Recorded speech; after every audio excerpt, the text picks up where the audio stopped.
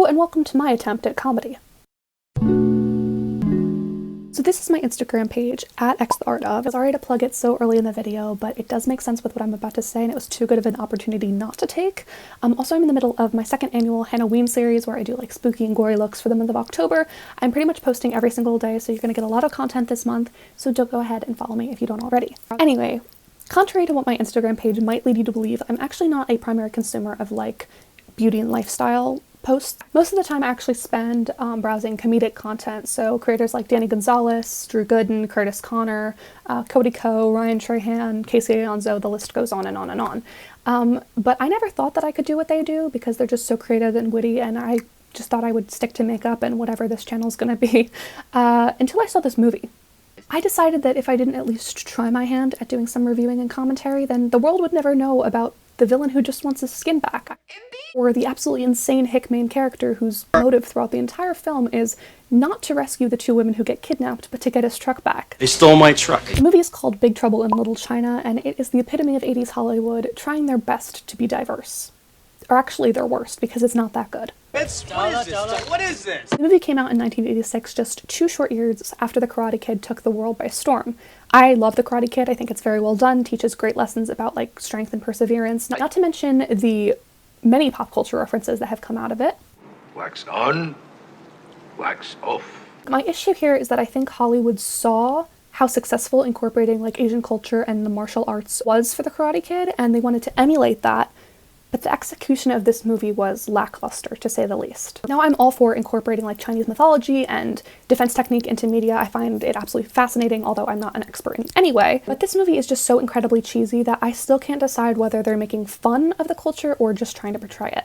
We'll talk about that more like serious political stuff at the end of the video, but for now, I would just like to read this absolutely incredible review on Common Sense Media that I really think sums up Big Trouble in Little China perfectly. It's easy to appreciate the movie's color and vigor, even if it's difficult to know exactly what the heck is going on. I literally couldn't have said it better myself. They're basically beating around the bush by complimenting the oversaturated 80s color palette in order to avoid saying that the movie is bad. While we dive into the absurdity that is this movie, I'm going to be doing this makeup, and obviously I'm going to be doing it for the first time. This intro was definitely post-recorded, and I didn't wipe off the makeup just to do it again.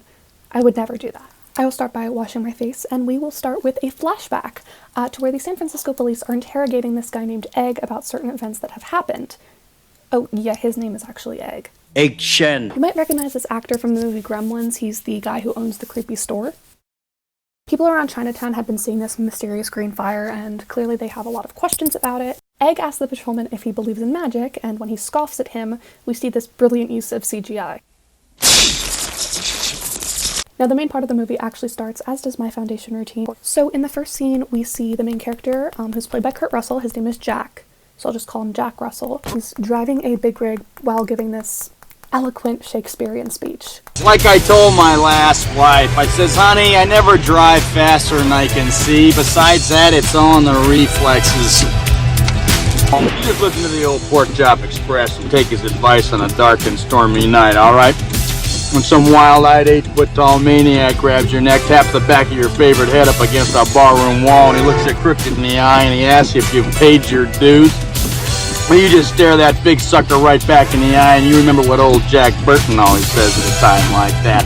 Have you paid your dues, Jack? Yes, sir, the check is in the mail.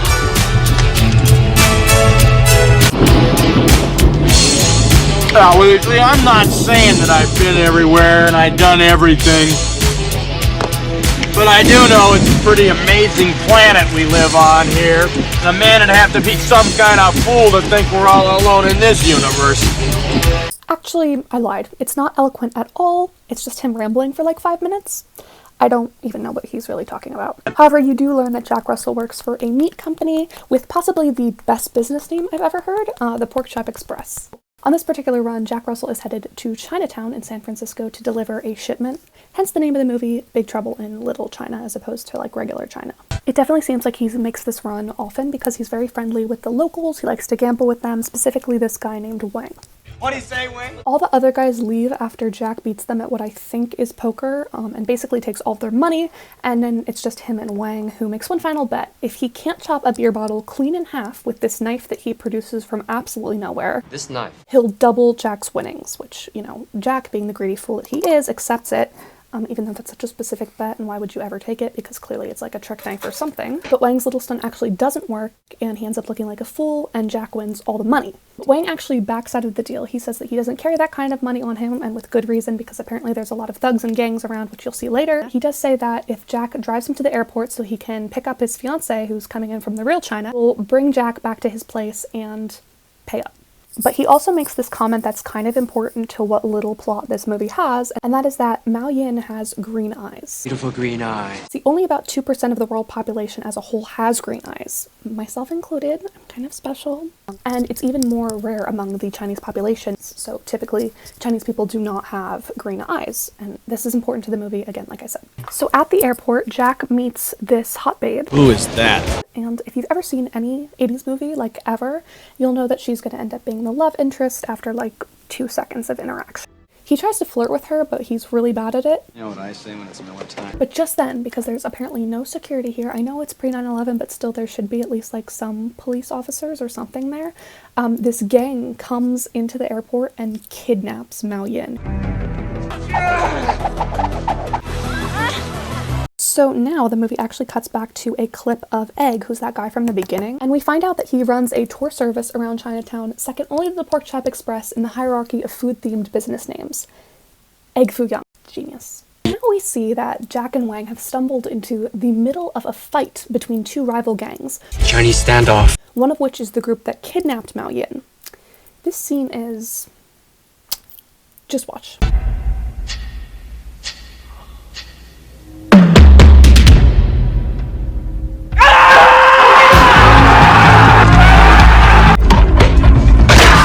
So now these guys, called the Three Storms, they swoop in and we get some more CGI lightning.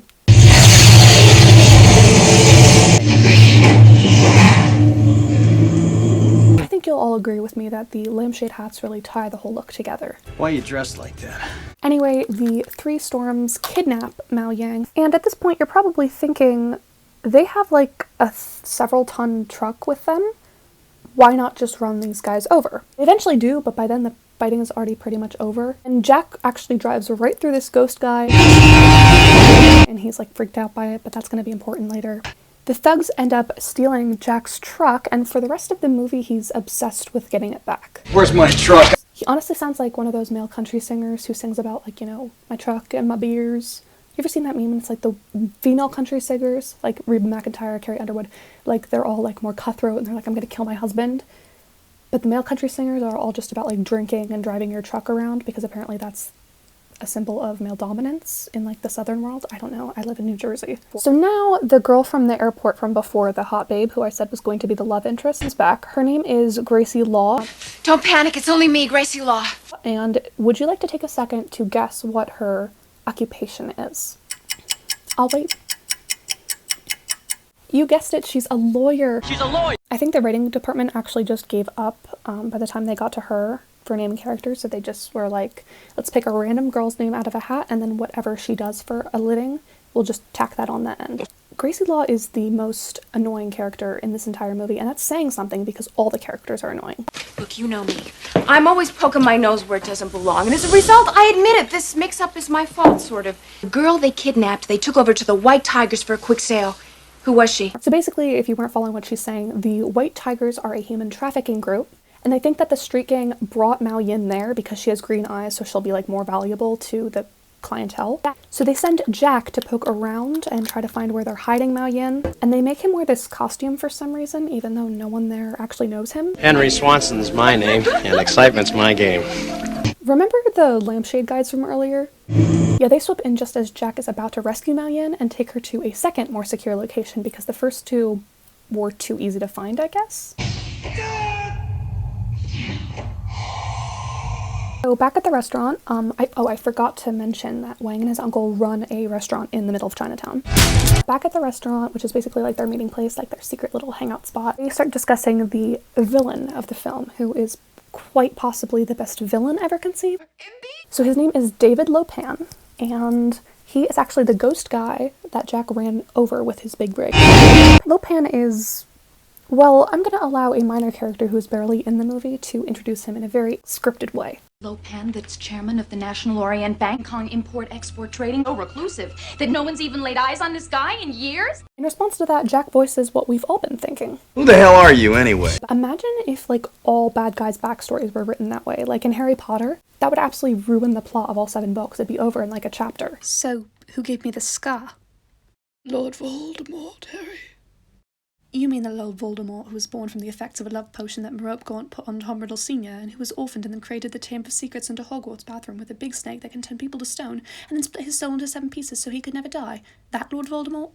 Yes, Harry. We later actually learn that David Lopan is under this curse, and the only way to break it is to marry a girl with green eyes, which makes no sense. I don't know who set that curse, but we'll learn about that more later. Lopan is the head of a trading company. The gang assumes that that's where he's hiding Mao Yin, so they infiltrate it by pretending to be, like, electricians. All right, boys, where's the main Cadillac? Probably through here, huh? Last time we had this problem was on account of some squirrels chewing through the wires. And they actually stumble upon this guy in their search for Mao Yin, and obviously Jack has a very wise question for him. Where's my truck? This guy is, well, to say old would be an understatement of vast proportions. All right. David Lopan. And you have succeeded, Mr. Burton. And it's actually revealed, surprise, surprise, that this super old guy is the villain that Jack ran through with his truck. So his curse is not really explained that well. My curse will be lifted. From what I gather, he's like 2,000 years old and he has no skin, like I said earlier. Sometimes he can turn into like the younger version of himself that we saw at the beginning of the movie. Lopan, which Lopan? Little old basket case on wheels or the 10-foot tall roadblock? But for some strange reason, the only way he could get his skin back is by marrying this chick with green eyes. Hence the reason he kidnapped Mao Yin. And how specific is that? Lopan is also played by a relatively recognizable actor. He's the host at the Chinese restaurant from that one episode of Seinfeld. That actually makes 3 more or less well-known actors in this movie, and yet none of them scratched their heads while filming and questioned what they were getting into. Lopan's first name is David, like I said earlier, and that definitely struck me as odd. Because, like, villains in movies normally have, like, really cool names, like Anakin or Voldemort or Emily Elizabeth. And also, it's, like, so easy to give him a nickname, which is kind of degrading. That tongue, Dave, ask her yourself. So the heroes really don't do anything while they're here at the trading service place. They go to escape, but they haven't even rescued Mao Yin. And then Gracie, the annoying lawyer, gets snatched up by this thing. Now, apparently, David Lopan wants double skin because he's planning on marrying both Mao Yin and Gracie. What does it mean? 2 girls with green eyes? We see that the brides are being like kept in the back in this like special room until the sacred wedding. I really like the Queen Amidala look that they're going for. Why are you dressed like that? The wedding is going to be taking place in this absolutely wicked man cave. I think Lopan must be on TikTok because he's got the neon LEDs going around. So obviously they save Mao Yin and Gracie, but then Jack just leaves Chinatown, like without a backwards glance. We really shook the pillars of heaven, didn't we, Wayne? But there is one good thing about that, and that is he has another wonderful Shakespearean riff for us. Now take his advice on a dark and stormy night when the lightning's crashing and the thunder's rolling and the rain's coming down in sheets thick as lead. Just remember what old Jack Burton does when the earth quakes and the poison arrows fall from the sky and the pillars of heaven shake. Yeah, Jack Burton just looks that big old storm right. Like, what is he talking about? I still have no idea.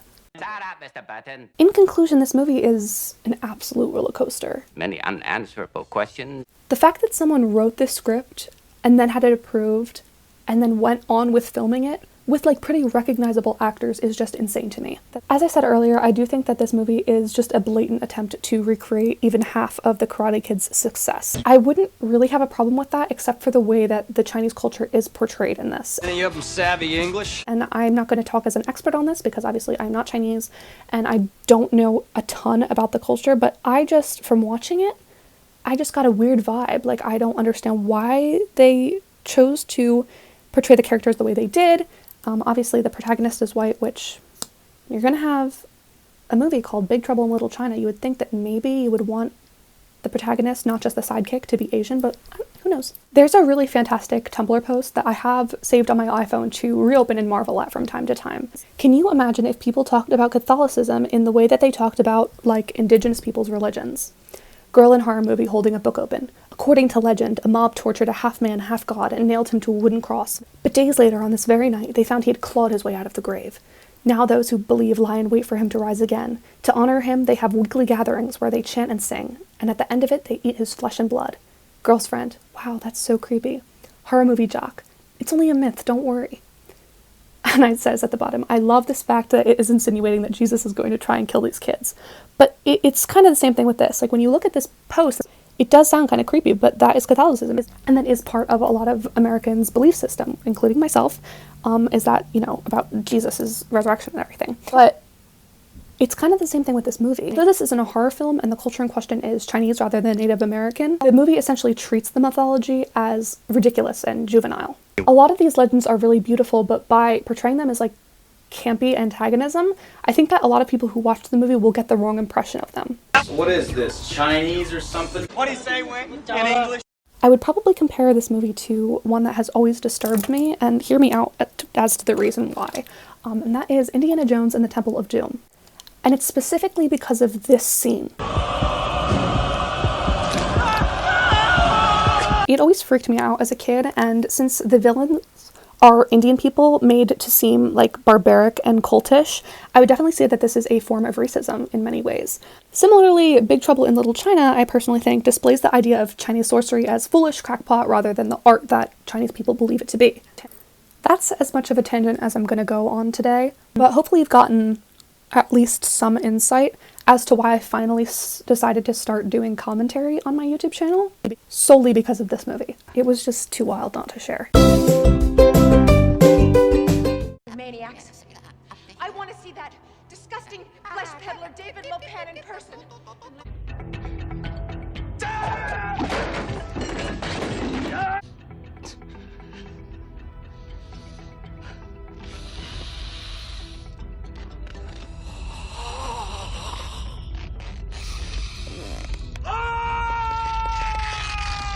I don't think he's gonna stop.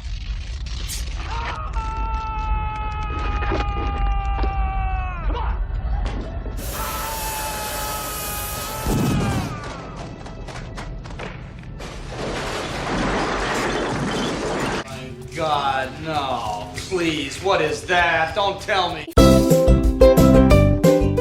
If you laughed even once during the course of this video, you are legally required by law, that's what legally means, to give it a like. That is not a law that I made up, it's for statistical purposes, so Susan Wojcicki or whatever her name is can analyze what it is that you find funny. If you laughed twice or more, you're obligated, again by federal law, not by any wish of mine, to like and subscribe. Hopefully you enjoyed the mishmash that this channel is, because once you're subscribed to it, it will be considered a felony to reverse that subscription. Trust me, I'm taking a high school law course that I currently have a B+ in. Also, so that dear old Susan can see that you made it all the way through this video, I'd like you to comment below, "It's Miller time," to reverse all of those horrible Corona jokes. You know what I say when it's Miller time? This is the finished look. I did green eyeshadow because green eyes are obviously holy. Green eyes? If you have not already, please subscribe to this channel and turn on your post notifications so that you get an update every single time that I upload on this channel. Again, right now, since I'm busy with school and stuff, I'm only uploading bi-weekly, but hopefully soon that's going to change as I get like more comfortable coming up with ideas and stuff. Also follow my Instagram and my Twitter and my TikTok and my MySpace, if you still have that. I'm kidding, I don't have a MySpace. But they're all the same, they're all at xtheartof. And yeah, I hope you guys liked this video. I hope you enjoyed my first stab at being funny. I'll see you next time with another wonderful video, although I cannot guarantee that it won't be the same one as you just watched. Bye! Trouble, huh?